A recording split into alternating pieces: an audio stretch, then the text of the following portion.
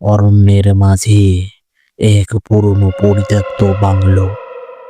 দিনের আলোয় মনে হয় যেন সাধারণ একটা বাড়ি, কিন্তু রাত হলেই সেটি যেন এক বিভীষিকাময় দুঃস্বপ্নে পরিণত হয়। কেউ এখানে এক রাতও কাটাতে পারে না। কিন্তু রাজু এসব কথা একদমই বিশ্বাস করত না। সে একজন তরুণ লেখক, ভূতের গল্প লেখার জন্য নতুন নতুন রহস্যময় জায়গায় ঘুরে বেড়ায়। সে শুনেছিল এই বাংলোয় বহু বছর আগে এক পরিবারকে নৃশংসভাবে মেরে ফেলা হয়েছিল। রাত গভীর হলে তাদের আত্মা এখনো এখানে ঘুরে বেড়ায়। রাজু একটু মুচকি হাসল আর মনে মনে ভাবল, ভূত প্রেত বলতে আসলে কিছুই নেই। তবে সে জানতো না আজকে রাত হবে তার জীবনের সবচেয়ে বিভীষিকাময় শেষ রাত। বাংলোয় ঢোকার সাথে সাথে রাজু অনুভব করলো বাংলোর ভেতরের বাতাসটা যেন অস্বাভাবিকভাবে ঠান্ডা। আর দেওয়ালের উপর পুরনো রক্তের দাগ লেগে আছে। কাঠের দরজায় নখের আঁচড়ের দাগ। রাজুর মনের ভেতর এবার একটু ভয়ের সঞ্চার হলো।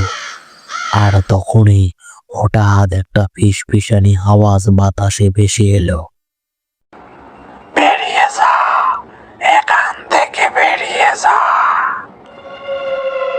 রাজু চমকে উঠে চারপাশে তাকালো, কিন্তু সেখানে কাউকে দেখতে পেল না। রাত বাড়ার সাথে সাথে বাংলোর নিস্তব্ধতা যেন আরো ভয়ঙ্কর হতে থাকলো। হঠাৎ সে শুনতে পেল সিঁড়ি থেকে উজানু ঠক ঠক করে হেঁটে চলেছে। রাজু বাংলোর সব আলো জ্বালিয়ে দিল, কিন্তু সিঁড়িতে কেউ নেই। তবে তার ঘরের দরজার বাইরে কালো ছায়ামূর্তির মতো কিছু একটা দাঁড়িয়ে থাকতে দেখল। রাজুর বুকের ভিতর যেন ধকপক করতে শুরু করলো। দরজার নিচ দিয়ে একটা ছায়া দেখা যাচ্ছে, কারো দুটো পা। সে দরজা খুলে দিল, কিন্তু বাইরে কেউ নেই। রাজু যখন আবার দরজাটা বন্ধ করতে যাবে, ঠিক তখনই পিছন থেকে কার একটা ঠান্ডা হাত তার ঘাড়ে স্পর্শ করলো। রাজু আতঙ্কে ছিটকে গিয়ে পিছনে তাকিয়ে দেখল এক বিকৃতি মুখের অবয়ব ঠিক তার পেছনে দাঁড়িয়ে আছে। ফাঁসির দড়িতে ঝুলে থাকা এক লাশের মতো দেখতে অবয়বটি, যার চোখ দুটো অন্ধকারের মতো গভীর। অবয়বটি কর্কশ কণ্ঠে বলল, তুইও মরবি, তুই অবশ্যই মরবি। আর সেখান থেকে সেই অবয়বটি হঠাৎ উধাও হয়ে গেল। রাজু ভয়ে আতঙ্ক হয়ে দরজা বন্ধ করে দিল, কিন্তু জানালার বাইরে তাকাতেই তার মাথা ঘুরে উঠল। কেউ একজন জানালার কাছের ওপাশ থেকে তার দিকে এক দৃষ্টিতে তাকিয়ে আছে। রক্ত মাখা মুখ তার, আর গলা থেকে ঝুলছে ছেঁড়া মাংস। মুখের এক পাশে গভীর ক্ষত, আর সেখানে পোকামাকড় হামাগুড়ি দিচ্ছে। হঠাৎ করেই জানালার কাছে এক বিকট শব্দ হলো, যেন কেউ রাগান্বিত হয়ে সেটাকে ভেঙে ফেলতে চাইছে। রাজু আতঙ্কে পেছনে সরে গেল, আর তখনই তার ঘরের লাইটে জ্বলে উঠল। আর ঘরে থাকা আয়নায় সে দেখতে পেল আয়নার ভেতরে তার প্রতিচ্ছবি নেই, বরং সেখানে দাঁড়িয়ে আছে সেই মৃত আতঙ্কজনক ভয়ঙ্কর অবয়বটি। রাজু চিৎকার করে উঠল, কিন্তু কোনো লাভ হলো না তাতে। তার চিৎকার যেন বাতাসে মিলিয়ে গেল। রাত তখন 3টা। রাজু কোনো রকম ভাবে ঘরের এক কোণে গুটিসুটি মেরে বসে আছে। ওটা তার কানের কাছে একটা ফিস ফিসে আওয়াজ ভেসে এলো, পেছনে তাকাস না, পেছনে তাকালেই তুই শেষ।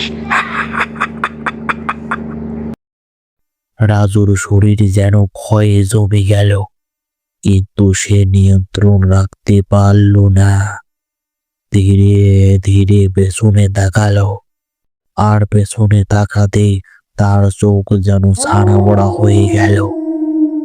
তার ঠিক পেছনে দাঁড়িয়ে আছে সেই বিভৎস অবয়বটি, যার হাত দুটো সামনের দিকে বাড়িয়ে আছে, চোখ দুটো গভীর অন্ধকারের মতো, আর ফাঁসির দড়ি এখনো তার গলায় ঝুলে আছে।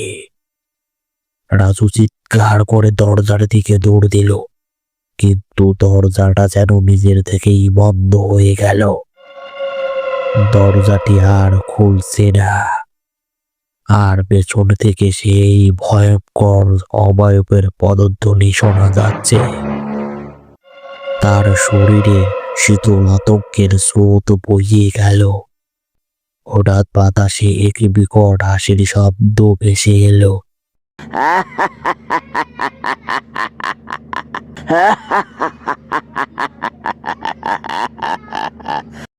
তারপর কিছু একটা তাকে পেছন থেকে টেনে ধরলো। তারপর তারপর যে কি হলো তার কেউ বলতে পারে না।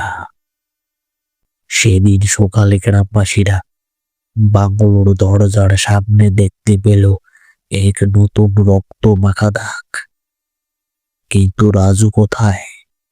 সে আর কখনো ফিরে আসেনি। আর সেই দিনের পর থেকে বাংলোর জানালার কাছে রাজুর মতো এক অদৃশ্য ছায়াকে দেখা যায়, আর মাঝে মধ্যে শোনা যায় এক ভয়ঙ্কর ফিসফিসানি। একা